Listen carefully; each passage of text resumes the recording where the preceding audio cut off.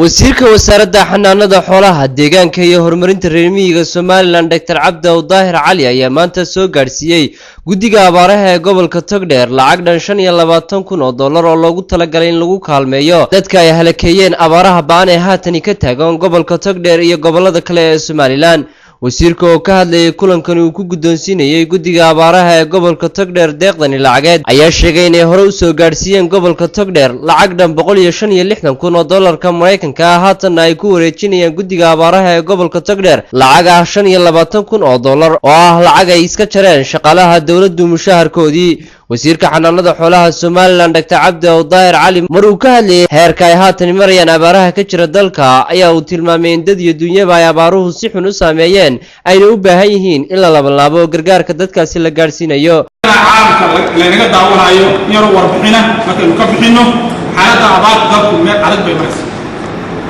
meeshii ugu adkayd bay maraysaa. ilaa hadda roob lama soo sheegin,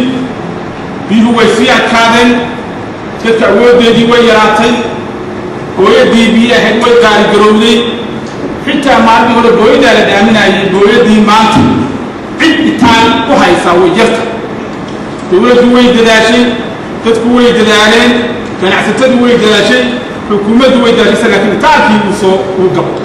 gudoomiyaha gobolka Togdheer Yaasiin Maxamed Cabdi ahna gudoomiyaha guddiga abaaraha ee gobolka Togdheer ayaa uga mahad celiyay wasiirka xanaanada xoolaha Somaliland sida uu mar walba u soo gaarsiiyo gobolka Togdheer kaalmooyinka ay soo gaarsiiso xukuumadda Somaliland. ugu dambeyntii deeqdan lacageed ee wasiirka wasaaradda xanaanada xoolaha Somaliland Dr. Cabdi Daahir Cali uu soo gaarsiiyay gobolka Togdheer ayaa ku soo beegmaysa xilli ay sii xumaanayaan abaaraha iyo biyo la'aanta baahsan ee ka jirta gobolka Togdheer iyo gobolada bariga Somaliland. kale dugsiga hoose dhexe sare Sheikh Ibrahim oo kamid ah dugsiyada dawliga ee ka jira gobolka Togdheer isla markaasna lagu tiriyo kuwa ugu ardayda badan Jamhuuriyadda Somaliland ayaa ku guuleystay tartan aqooneed dhexmaray dugsigaasi iyo dugsiga Faarax Cumar ee magaalada Hargeysa. tartan aqooneedkan oo ahaa mid ay ka soo qayb galeen mas'uuliyiin ka socday wasaaradda waxbarashada gobolka Togdheer oo horkacayo gudoomiyaha waxbarashada gobolka Togdheer Cabdi Axmed Siciid, maamulayaasha dugsiyada Sheikh Bashiir, Sheikh Cismaan Nuur iyo marti sharaf kale oo badan.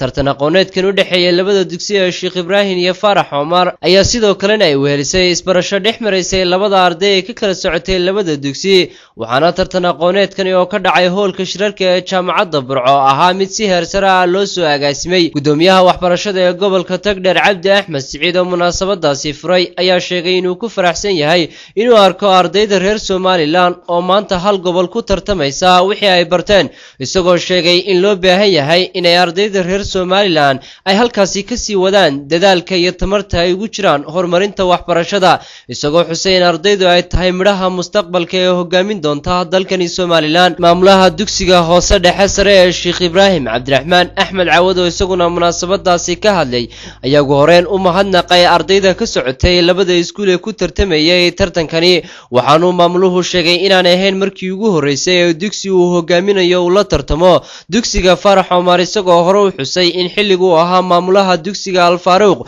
uu tartan noocan oo kale u dhexmaray dugsiyadaasi. waxaanu maamulaha dugsiga Sheikh Ibrahim sheegay in loo baahan yahay in tartamada kadisyada ah ee dhexmaraya ardayda dugsiyada Somaliland ay yihiin kuwa kor loogu qaadayo aqoonta iyo tayada waxbarasho ee gobolada. aad iyo aad baan u faraxsanahay inaan goobjoog ka noqdo maanta